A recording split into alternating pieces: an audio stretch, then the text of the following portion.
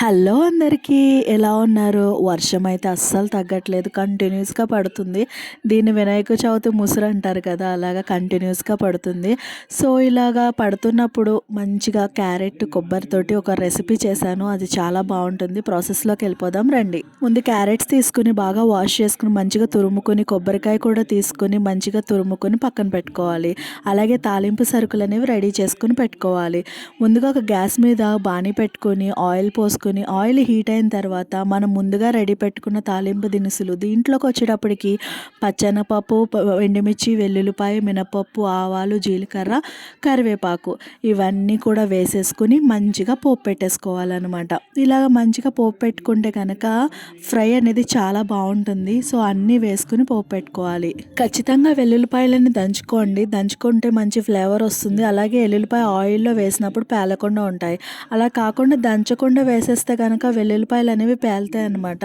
So అందుకోసం దంచి మంచిగా ఆయిల్లో వేస్తే మంచి అరోమా వస్తుంది. మంచిగా ఈ ఫ్రై అంటే ఈ పోపు అంతా కూడా రెడ్ కలర్లో వచ్చేంత వరకు ఫ్రై అయిన తర్వాత మనం ముందుగా తురిమి పెట్టుకున్న క్యారెట్ని ఇందులో వేసేసుకుని మంచిగా మిక్స్ చేసుకోవాలి. క్యారెట్ అంతా కూడా దీంట్లో వేసేసుకోవాలి. వేసేసుకుని మంచిగా మిక్స్ చేసేసుకోవాలి. మిక్స్ చేసుకున్న తర్వాత దీంట్లో దానికి సరిపడినంత, కూరకు సరిపడినంత సాల్ట్ వేసుకుని ఒకసారి బాగా మిక్స్ చేసుకుని ఫ్లేమ్ అనేది లో ఫ్లేమ్లో పెట్టుకొని బాగా ఫ్రై చేసుకోవాలన్నమాట. హై ఫ్లేమ్లో పెడితే మాడిపోతుంది. లో ఫ్లేమ్లో పెట్టుకొని సన్న సెగ మీద మంచిగా ఫ్రై అవుతుంది క్యారెట్ ఫ్రై అయిన తర్వాత దీంట్లో ముందుగా తురిమి పెట్టుకున్న కొబ్బరి ఉంది కదా, ఆ కొబ్బరి కూడా వేసేసుకుని ఒక్కసారి మొత్తం అంతా కూడా బాగా మిక్స్ చేసుకోవాలి.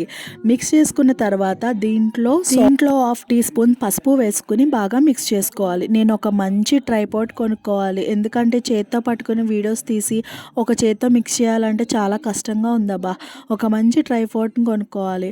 అలాగే ఒకసారి బాగా మిక్స్ చేసుకుని మూత పెట్టుకుని ఒక 5 మినిట్స్ మగ్గనివ్వాలి. మగ్గిన తర్వాత ఇక్కడ ఈ ఫ్రైలో మంచి ఒక ఇంగ్రీడియంట్ చెప్పిన నేను ఎంటీఆర్ సాంబార్ మసాలా పౌడర్ ఉంటుంది కదా, ఆ సాంబార్ మసాలా పౌడర్ ఈ ఫ్రైలో వేసుకుంటే క్యారెట్ ఫ్రైలో చాలా అంటే చాలా టేస్టీగా ఉంటుంది. ఒకసారి ట్రై చేయండి, చాలా ఇన్నోవేటివ్గా ఉంటుంది, బాగుంటుంది కూడా టేస్ట్.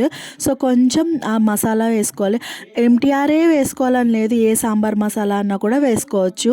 సో వేసుకొని ఒకసారి మిక్స్ చేసేసుకొని బాగా ఫ్రై అయిన తర్వాత గ్యాస్ ఆఫ్ చేసేసుకుంటే సరిపోతుంది. ఇది ఫ్రై అవుతున్నప్పుడు కూడా మంచి అరోమా వస్తుంది ఆ మసాలా ఫ్లేవర్ వల్ల, చాలా బాగుంటుంది. నాన్ వెజిటేరియన్కి ధీటుగా ఉంటుంది. ఫ్రై కూడా చాలా చాలా టేస్టీగా ఉంటుంది.